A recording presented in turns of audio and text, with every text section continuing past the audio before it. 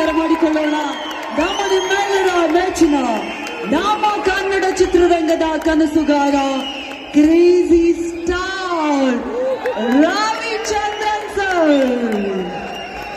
Wow, ನಮಸ್ಕಾರ. ಏನ್ ಗೊತ್ತಾ, ನನಗೆ ತಾಯಿ ಇಲ್ಲ. ಇವತ್ತು ಒಂದು ದಿವಸ ನೀನು ತಾಯಿ ಆಗಿದ್ದು ಬಿಡು ನನಗೆ, ಓಕೆನಾ? ಯಾಕೆಂದ್ರೆ ನನ್ನ ಪಿಕ್ಚರ್ ಯಾವುದೇ ರಿಲೀಸ್ ಆದರೂ ನಮ್ಮಮ್ಮ ಬಂದು ನೋಡ್ತಾ ಇದ್ದಿದ್ದು ಈ ಥಿಯೇಟ್ರಲ್ಲೇ. ಇಲ್ಲಿ ಪ್ರಮೋದ್ ಥಿಯೇಟ್ರ್ ಇರೋದು ಇಲ್ಲ ಇಲ್ಲಿ, ಇಲ್ಲ ಅಲ್ಲಿರೋದು. ಸೊ ಇಲ್ಲೆಲ್ಲ ಒಂದ್ ಕಡೆ ನಮ್ಮಮ್ಮ ಎಲ್ಲ ಕೂತಿರ್ತಾರೆ. ಇವತ್ತು ನಾನು ಅವ್ರ ಜಾಗದಲ್ಲಿ ಕೂತ್ಕೊಂಡು ನೆನೆಸ್ಕೊತೀನಿ ಅವ್ರನ್ನ.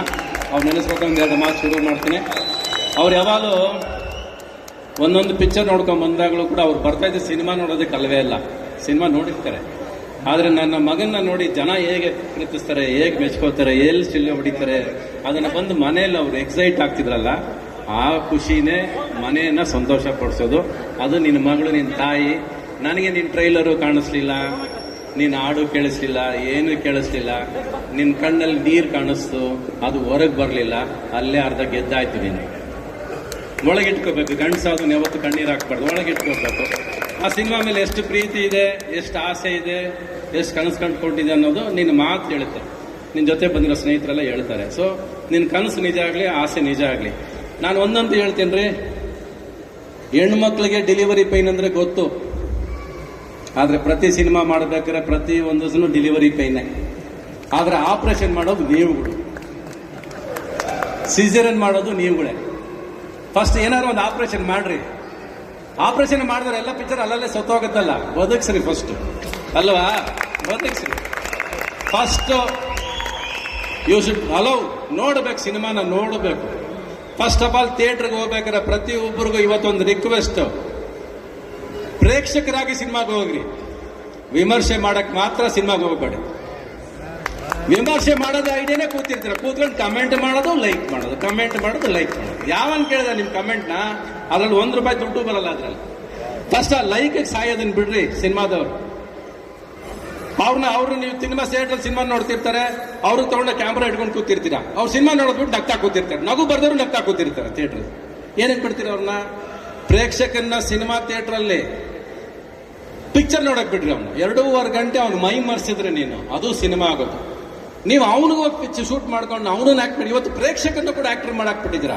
ಥಿಯೇಟ್ರಿಂದ ಆಚೆ ಬರಂಗಿಲ್ಲ, ಮೈಕ್ ತಗೊಂಡೋಗಿ ಮೈಕ್ ತುರುಗಿಸ್ಬಿಡ್ತೀರಿ. ಹೆಂಗಿದೆ ಪಿಕ್ಚರು, ಹೆಂಗಿದೆ ಪಿಕ್ಚರ್, ಹೆಂಗಿದೆ ಪಿಕ್ಚರ್ ಅಂತ ಏನ್ ಹೇಳ್ತಾರ ಅವನು?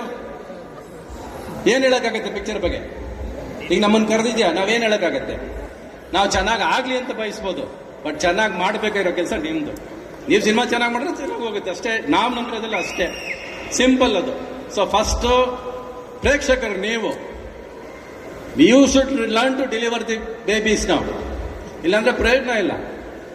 ಥಿಯೇಟರ್ಗೆ ಹೋಗ್ತಿರೋ ಬಿಡ್ತಿರೋ ಅಲ್ಲ. ನೀವು ಸಿನಿಮಾ ಒಬ್ಬ ಪ್ರೀತಿಯಿಂದ ಮಾಡಬೇಕಾರೆ ಹೋಗ್ರಿ ಫಸ್ಟ್ ಥಿಯೇಟರ್ ಒಳಗೆ. ಒಬ್ಬನಿಗೋಸ್ಕರ ಒಂದು ₹100 ಟಿಕೆಟ್ ಕೊಟ್ಟು ಸಿನಿಮಾ ನೋಡೋದಿಲ್ವಾ? ಆಯ್ತು, ₹100 ಕಳೀರಿ, ಚೆನ್ನಾಗಿಲ್ಲ ಅಂದ್ರೆ ಪರವಾಗಿಲ್ಲ. ಆಸೆ ಪಟ್ಟು ಸಿನಿಮಾ ಮಾಡೋಕೆ, ಕನಸು ಕಟ್ಟು ಸಿನಿಮಾ ಮಾಡೋಕೆ ಒಂದು ₹100 ಕೊಡೋಕ್ಕಾಗಲ್ವೇನ್ರಿ? ಯಾರ ಕೈಲಿ ಒಬ್ಬೊಬ್ಬರು ಪ್ರೇಕ್ಷಕರು ಕೊಡೋಕ್ಕಾಗಲ್ವೇನ್ರಿ? ಕೊಡ್ರಿ. ಒಂದಷ್ಟು ಸಿನಿಮಾನ ಗೆಲ್ಸ್ರಿ, ಏನು ಹೋಗಲ್ಲ, ಗಂಟೇನು ಹೋಗೋದಿಲ್ಲ. ಮೊಬೈಲ್ ಯಾವತ್ತು ಬಿಡ್ತೀರೋ, ಕಮೆಂಟ್ ಹಾಕೋದು, ಲೈಕ್ ಹಾಕೋದು ಬಿಡ್ತೀರೋ, ಅದು ಚೆನ್ನಾಗಿರುತ್ತೆ. ಫಸ್ಟ್ ಅಷ್ಟೇ. ಥಿಯೇಟರ್ ಒಳಗೆ ಮಾತ್ರ ಮೊಬೈಲ್ ಹೋದ್ರೆ ಹೋಯ್ತು. ಬಿಕಾಸ್ ನೀವು ಸಿನಿಮಾ ನೋಡೋರು ಫಸ್ಟ್ ಒಂದು ರೀಲ್ ಸಿನಿಮಾ ಆಗಿರಲ್ಲ, ಲೈಕ್ ಸ್ಟಾರ್ಟ್ ಆಗ್ಬಿಡ್ತು, ಕಮೆಂಟ್. ಒಂದು ರೀಲಲ್ಲಿ ಏನ್ ಗೊತ್ತಾಗುತ್ತೆ ಸಿನಿಮಾ ಚೆನ್ನಾಗಿದೆ ಚೆನ್ನಾಗಿಲ್ಲ ಅಂತ? ಕಮೆಂಟ್ ಮಾಡೋದು ಮುಖ್ಯನಾ? ಪ್ರತಿ ಒಂದರಲ್ಲೂ ಕೊಂಕು ಕಂಡಿಡಿಯೋದೇ ಮುಖ್ಯನಾ ಎಲ್ಲರಿಗೂ? ಕೊನೆಯವರೆಗೂ ಸಿನಿಮಾ ನೋಡ್ರಿ, ಪ್ರೀತಿಯಿಂದ ಒಂದು ಸಿನಿಮಾ ನೋಡ್ರಿ. ಆಮೇಲೆ ಚೆನ್ನಾಗಿಲ್ಲ ಚೆನ್ನಾಗಿದೆ ಅನ್ನೋದು ನಮ್ಮ ಥಿಯೇಟರ್ ಕಲೆಕ್ಷನ್ ತಾನಾಗಿ ಹೇಳುತ್ತೆ. ಅದು ಫಸ್ಟ್. ನಾವು ಎಷ್ಟು ಪ್ರೀತಿಯಿಂದ ಸಿನಿಮಾ ಮಾಡಿದ್ವಿ, ಅವನು ಒಂದೇ ಗೊತ್ತಾಗಿತ್ತು ನನಗೆ. ಅವ್ನು ತುಂಬಾ ಪ್ರೀತಿಯಿಂದ ಸಿನಿಮಾ ಮಾಡಿದ್ದೇನೆ, ತುಂಬಾ ಶ್ರಮ ಪಟ್ಟಿದ್ದೇನೆ, ತುಂಬಾ ಆಸೆಯಿಂದ ಸಿನಿಮಾ ಮಾಡಿದ್ದೇನೆ. ಇಷ್ಟೇ ಅಲ್ವಾ ನಾವು ಮಾಡೋಕ್ಕಾಗೋದು? ಇದ್ರ ಮೇಲೆ ಇನ್ನೇನು ಮಾಡೋಕ್ಕಾಗತ್ತೆ ನಮ್ಮ ಸಿನಿಮಾ ಬಗ್ಗೆ, ಅಲ್ವಾ? ನಾವೆಲ್ಲ ಸಿನಿಮಾ ಚೆನ್ನಾಗಿದೆ ಚೆನ್ನಾಗಿಲ್ಲ ಗೊತ್ತಿಲ್ಲ, ನಾವು ಸಿನಿಮಾ ನೋಡೇ ಇಲ್ಲ. ನಾವು ಸುಮ್ಮನೆ ಸಿನಿಮಾ ಬಗ್ಗೆ ಬುರುಡೆ ಬಿಟ್ಕೊಂಡು ಕೂತ್ಕೊಂಡ್ರು ಪ್ರಯೋಜನ ಇಲ್ಲ.